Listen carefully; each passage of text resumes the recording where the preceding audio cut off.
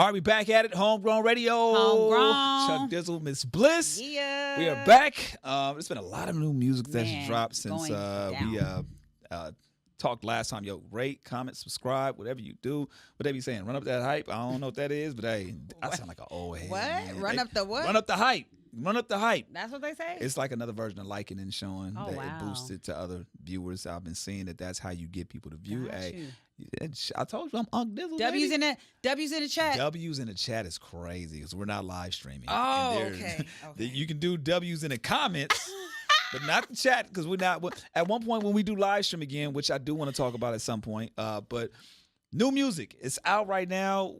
We didn't get a chance to talk about this prior to. We kind of maybe did we allude to, did we talk about at any point Prolific the album Nipsey Hussle? No, I don't Bino think we Rideaux? did. We were going to, but it wasn't out yet. Yeah, I Yeah. feel like we may have mentioned Mentioned it. something about one of the songs, which was the 500 horses. horses. Yeah, That's fire. I don't know. Amazing album, first and foremost. Salute to Nipsey Hussle, Bino Rideaux, the whole All Money In team, Marathon. I felt like this rollout was extremely impressive. Given it the fact that this is like the first posthumous album from Yeah. Nipsey Hussle. Obviously, him and Bino have been working on this for years. If you know, you know. You've had a version of this album. You've heard songs. That's what we were talking about before, this 500 Horses. Literally, I've had that song since 2020. And That's crazy. it's so funny. Somebody, I can say it now, somebody had sent it to me while I was doing my music review, doing a live and direct. And I told people on the live, it was super late. I'm like, yo, nobody screen record this right now because I don't want this to mess up my relationships with anybody. I don't want nobody to come for me.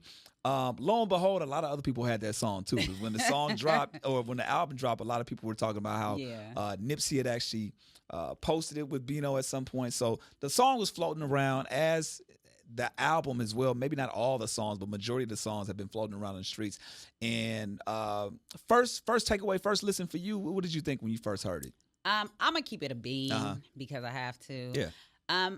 It was a little slow at the beginning of the project. And I won't even say, I said boring earlier, but it wasn't boring because I love Nipsey. Yeah. I love everything he raps about. I just feel like the production it sounded the same. It sounded like I was listening to the same song until it got towards the end of the project. And then you can see how they added the Leon Thomas record, the Ty Dolla, the Cardi B. Yeah. Even though they probably had the Cardi B way before that. Yeah. But it picked up at the end. I really want to know if they had the raw vocals and they built around that. Because to me, if you have the raw vocals and y'all had to build around that, and this is what we got at the beginning, I'm slightly disappointed. Okay. Only because I know y'all could have went up. Like, y'all could have made it a really big production around his vocals. Got you. I'm not mad at it. It's not bad, but I think it could have been better only if they had the raw vocals. So I think I understand that. I hear you.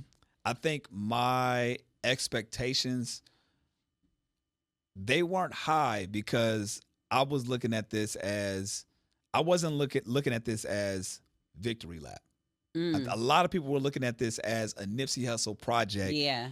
How is this gonna follow up to Victory Lap? I wasn't looking at that at all. I was looking at this as another project that him and Bino were doing and had done already. And according to the way Sam and Bino were talking, these songs had already been done. Gotcha. Right. So I think with the exception of a couple of records, they did kind of add on to it, but that was the challenge going back and forth. It's like, do we enhance it? Do we add these things? Do we modify it? And then ultimately they kind of made the decision of like, nah, they actually sound decent, as is. You know what I'm saying? Of course, maybe mixing and mastering it and doing other things, but I think to your point, it may have a dated sound, or it may not sound the quality in the sense of like today.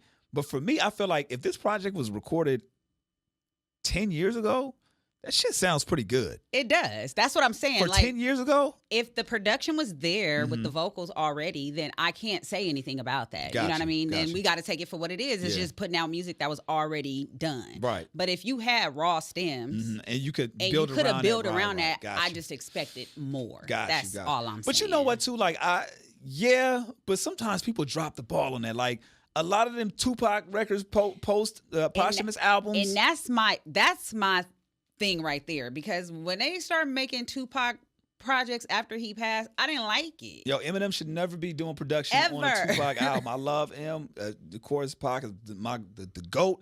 But to me, I was like, damn, why did y'all do that, right, man? But I thought about the people that were actually working with Nipsey before he passed. Yeah. The Mike and Keys, Yeah. the Rances. You know what I'm saying? 1500 or nothing. You even Bino. Right. You work with all these producers that are amazing. So if y'all had them raw vocals, Yeah. I wanted to hear some amazing. Not that it was bad, because I'm not saying that. No, but I you just can have your expected opinion. You have an more. expectation. You know what I'm Yeah, saying? for sure. I really did. And I wasn't honestly comparing it to Victory Lap either.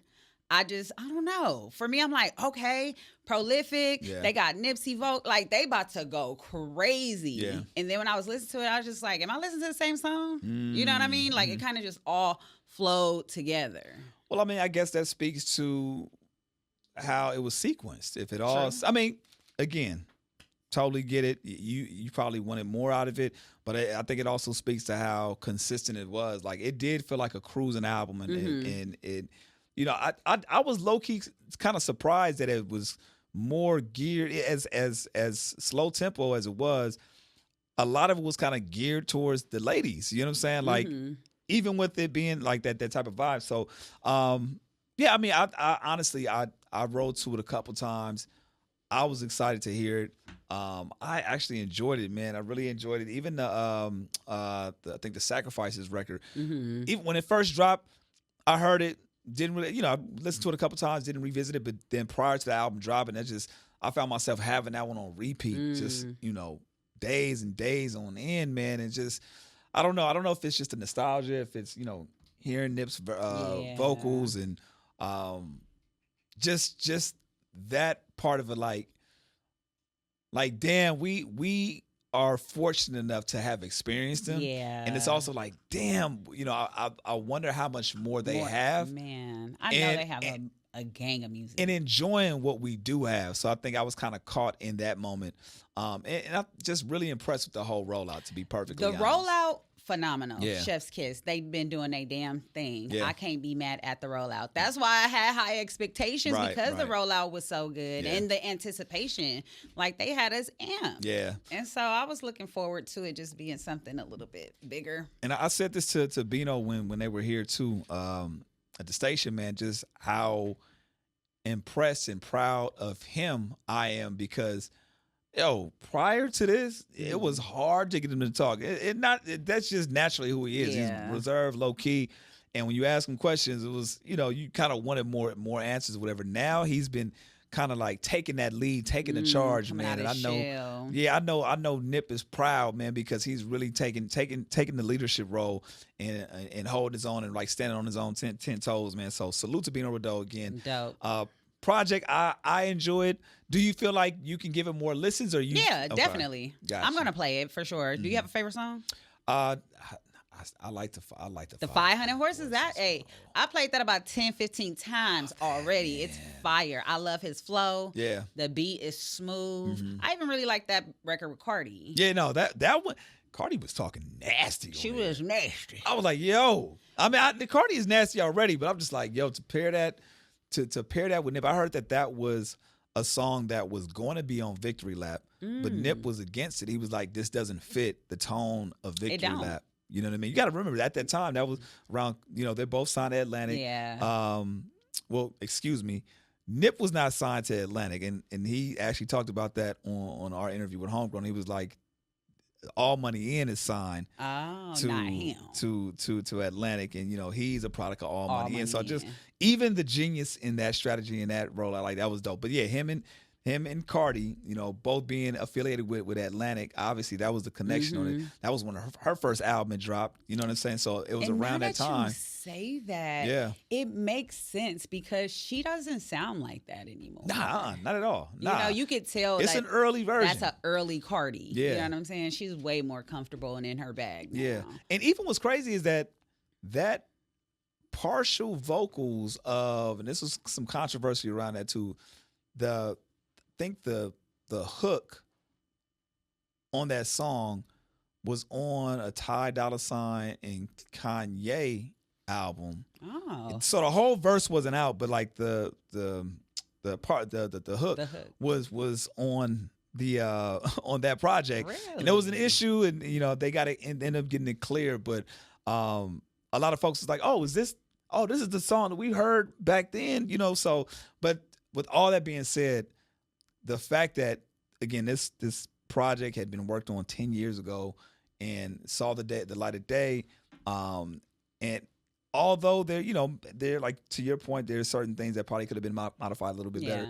It didn't sound dated to the point where it was just like, damn, I can't listen to this shit. Or it didn't. For me, I wasn't disappointed. Like, I hear what you're saying, but I wasn't disappointed in the final product. I'm just like, okay, this is cool. I'm just excited to see what's next. I know they got a lot of things that they're working on with the documentary, Marathon. right? Yeah, with Nip's documentary. It's just upholding that legacy, man, and just seeing what moves forward with that. So, man, salute to the whole Marathon team. Salute. All money in. All money in. More new music, man. And this man has been on a rollout as well. We just had him at the station as well. Some viral clips that went out. The Game, Documentary 3. If I have to rank the documentaries, it's 1, 3, and 2 for me. Oh. I actually like this one better than 2. The 2.5, not a problem. There's certain songs I like on there, and I feel like it was a lot of tracks on the documentary 2. It was like there was like one version, another version. So 3, I felt like was very consistent, very close to the first album in regards to like production, certain songs, certain references. I did like the fact that he kind of like leaned into what was happening on the documentary 1, kind of went back to it. I've been seeing a lot of mixed reviews though. Yeah. I've been seeing a lot of people slander it. A lot of people say it's not a classic. Naming it a classic right now is too damn early. Too early. But I do appreciate, and I told this again to us, I appreciate the fact that it does sound like a documentary. It doesn't sound like a bunch of records that you just put together. It sounds like it was thought out, and whether the records were made for documentary or not, you piece them together where it sounds like it's a continuation into the series. So I like the production. I like the features. I like that he reached out to the likes of Kellen For Real. Eastside K-Boy was on there. I love the fact that he went and grabbed all of the dudes and put them all together. That was really fire. Draco the Ruler was on there. I mean, just the fact that he reached out to so many people and had them on there was dope, man. What were your first thoughts when you actually heard it? Or did you get a chance to actually listen to it? Yeah, I listened to it. I thought it was dope. I don't know how I felt about the Hate It or Love It with Snoop. I don't know how I feel about that. There were parts of it where I was just like, oh, it feels forced. Yeah. I do like how they flipped the sample when they did it, but I was like, it does feel kind of forced, but I wasn't mad at it. Again, that was one of the things I'm like, okay, I like how they flipped, the Hate It or Love It to Love It or Hate It. Yeah. Okay, I see what you're doing. Yeah. But what I did really like, and I wish Game would lean into it a little bit more and did more records for the ladies.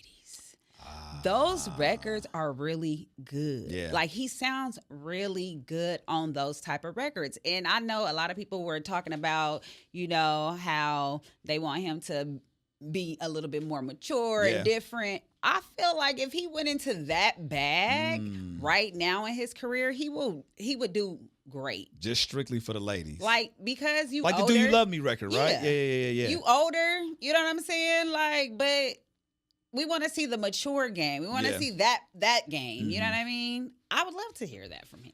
Yeah, I mean, because I'm listening, I'm like, okay, he had a few records on there. Yeah.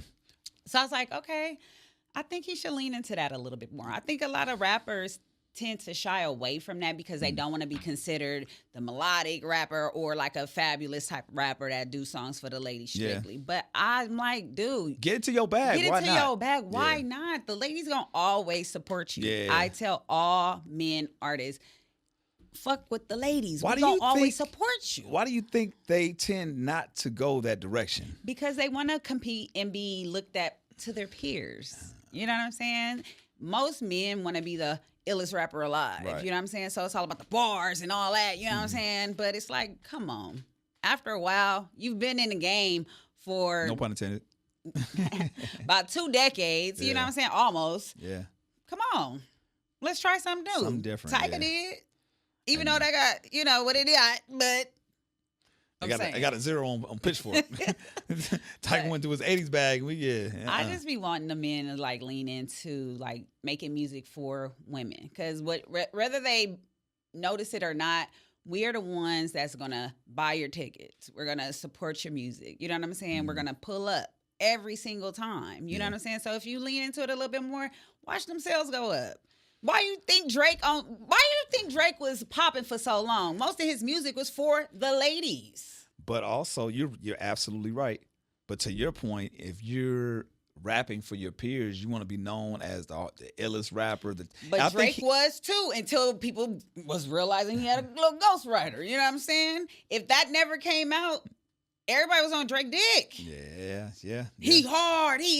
You know? So you got to have some type of balance. That's all I'm saying. So he needs a little more balance in terms of catering for the ladies. Yes. Right. A lot of men rappers do. Yeah. So, but where does that leave the bars? You can still have bars. Okay. And talk That's to the right, ladies. because you're right. You're right. Fab does do crazy with the bars. Yeah. But he make the songs that we like. You know what I'm saying? Then he get back to it, barring you out. You know, a little balance. Yeah, man. I think that you got a point. I think that there are. I think that the conversation surrounding Game. I think there's something where he's trying to prove to his peers, to hip hop. He wants his respect. He do. He deserves his respect. He do. I would argue and say he's probably one of the top 5 West Coast artists. Yeah. The problem that a lot of people have with him, and he's even spoke on this too, is the antics. Mm-hmm. You know what I'm saying? And a lot of people don't. They're not separate. They can't separate the person from the artist. Yeah. You know what I'm saying? And even on this album, it's like, you know, there was some GNX references. There was the I raised the boogeyman. Yes. And he said that was not intended for Kendrick. By the way. It was that was intended for Kendrick. He said that he's like, that's a fact. Like, I did raise Kendrick came up on my music, so he was influenced by me. But it's like, bro, you could have probably said it a little bit different. Or you know exactly the reaction that it's gonna get. Yeah. You know what I'm saying? Even him referencing having Drake on the album, he even spoke on. He's like he twin. He knew what that was gonna do. Of course, for this rollout. I'm just glad that there was no announcement and then a long pause before the album came out. I really liked the kind of low-key surprise drop. It was like literally one day, oh, there's a song with Game and Drake. What the hell? And then the next day, the album was out. Yeah. It was like, okay, cool. Like, I did like those factors. But yeah, to the point of the antics, I think a lot of people have an issue with him in those regards. But also, I mean, if that's his personality, that's his personality. Yeah, true. I do like the vulnerable side and the vulnerable things that we got from the Game on this album. I like that he was really talking about his family. Like, the last record, Game Recognized Game, I like the back and forth, him talking to his younger self. That was fire. And he even mentioned that he had to listen to the documentary to kind of match his voice to see how it sounded before. I was like, dog, I can hear it. Like, that's intentional. I like, to your point, how you say you like when he talks to the ladies. I like when he holds himself accountable and is vulnerable. Like, I would love to see that side more. I would love for him, like, even with people giving him shit about talking about he wants to get Kendrick and Black Sam on the phone. As much as like the backlash for that, I think he also has to understand, like, okay, I kind of understand why they're probably not picking up the call. You know what I'm saying? And if you want to speak on that or rap about that, I would love to hear your perspective on that. Absolutely. You know what I mean? Like, oh, damn, this is where I kind of fell short. Or this is where I fell short of the whole situation. This is where I play a part. And, man, maybe I could have went about it a different way and moving forward. I feel like that was the only thing that was missing, in my opinion. Like, I have no problem you mentioning Kendrick. I have no problem in you saying all these things, but I feel like there's a level of accountability that you gotta have at some point to be like, okay, I kind of see why they are upset or why they don't want to pick up the phone, and I got to deal with that. You know what I'm saying? And hate it or love it, you know what I'm saying? No pun intended. Love it or hate it. Love it or hate it. That's just what it's gonna be, and I gotta move on from that point. So yeah. And he's holding himself accountable, but he gotta also think about his who he is associated with. You know what I'm saying? Because that can be part of your downfall. Oh yeah, too, for sure. You know, so got to be careful with that. You But have I to be think that careful. he can cement his legacy. He's a factor out here. You know, I stand on the fact that the West Coast was post death row. He helped revive it, and it's like you can't take that away from him. And I think that I would want him to understand the fact that, you know, he is a pivotal part of West Coast hip hop. He is a factor, but you don't necessarily need the acceptance of other people. But at the same time, you have to hold yourself accountable for the things that, you know, why people may be, you know, fuck with you or not fuck with you. So I love it. Love the album. If you had to rate it, what would you rate it? Oh no, well, before you rate it, do you agree with my order of it, or do you have a different order? Is it 1, 2, and 3, or is it 1, 3, 2? I'll rock with you on a 1, 3, 2. 1, 3, 2. A documentary. Yeah. One thing I didn't get a chance to ask him that I wanted to ask him, two questions that I wish I could have asked him. I wanted to ask him, what does he feel like the biggest misconception of the game is? Like, what does he feel like? Damn, okay, I kind of fell short of this. So I could, you know, do that. The second part was, will there be a documentary 4, or is it ending? Oh, is it the end? Is this the end? Is this, you know, ending the whole series? Because he's dropped one every 10 years. Documentary came out 2005. Okay. I think 2 dropped in 2015 or 16-ish. And here we are in 2026 with documentary 3. So we shall see if there's going to be a part 4, maybe in 10 years. 10 years? 10 if years? he's still rapping? If he's still rapping? He will be. He'll be Jay-Z. So? You know? So there's no age in this hip-hop. It's really not. And I want that to stop. Yeah. What new album have you been listening to? Rapsody. Really? Yes. I've been seeing her on a roll too. I haven't got a chance to tap into the album. Her rollout is cute. It's really cute. I really like the fact that. What's the name of the album? God got an afro and go hoops. Get out of here. Okay. Yeah. I love the fact that I'm watching her in real time become softer and softer and more feminine. Not that she was masculine, but, you know, she had the tomboy effect. But you can really just see her becoming like this soft woman and just like comfortable with who she is. You can tell she's healing, like, and she's experimenting, like she's getting out of that rapper bag. She still go gas you up, but I don't know. The fact that she recorded it over in Africa, like, it's just, yeah. For real? It sounds different. It's really great. You have to hear it. I got it. Okay. How many tracks on there?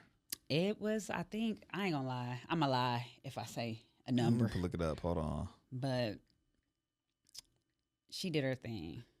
I'm really proud of her. I've always enjoyed the conversations that we've had with her, and very intentional about it. 16 songs on there. I was gonna say 15. But yeah, she's very intentional. She got George Clinton on there? Yes. Oh, snap. Dope record. Damn, that's fire. Malice. That record is fire. Okay, so I gotta check it out, man. With Malice, really fire. On it just dropped too. It just came out. I was mad because last night she had something going at the skating ring. Yo, I didn't get to go. I seen her post. There was controversy with that because I seen her post. She was so thrown off on the time. So she was like, look, it's Tuesday. I think it's Wednesday at midnight, but it's 12 a.m. And she was posting this on Monday. She was like, yeah, I think it's not tonight, but it's tomorrow night, but it's really in the morning, but it's midnight. So, hey, pull up on me. And somebody in the comments was like, wait, so was it Tuesday or Wednesday? Which day? What day is it? It was last night. Right. At 12 midnight. So it was technically on Wednesday. At 12 midnight? Yeah, technically Wednesday. Yeah. You don't even know. No, well, because she said 12 a.m. Okay. So, yeah, technically Wednesday, but if you didn't go to sleep, it was Tuesday. Got you. Favorite song off the project? Off of Rapsody's project? I like Pick a Side. Pick a Side? Pick a Side was fire. The Black Love, like I said with Malice, was amazing. But that last record, too, The Bloodline and Growing Older was fire. Every song on here, Pretty Bird, I can't. All of these songs are really good. So if somebody's, okay. Even somebody who's not a Rapsody fan, right? Would you give the person who's not a Rapsody fan and the person that is a Rapsody fan the same song to listen to if they haven't heard the album? No. So if you're a Rapsody fan, what song would you recommend Oh wow. that they listen to first? Oh, that's a good question. I don't know. I'll have to sit with it. I gotta sit with it. You better play it right now.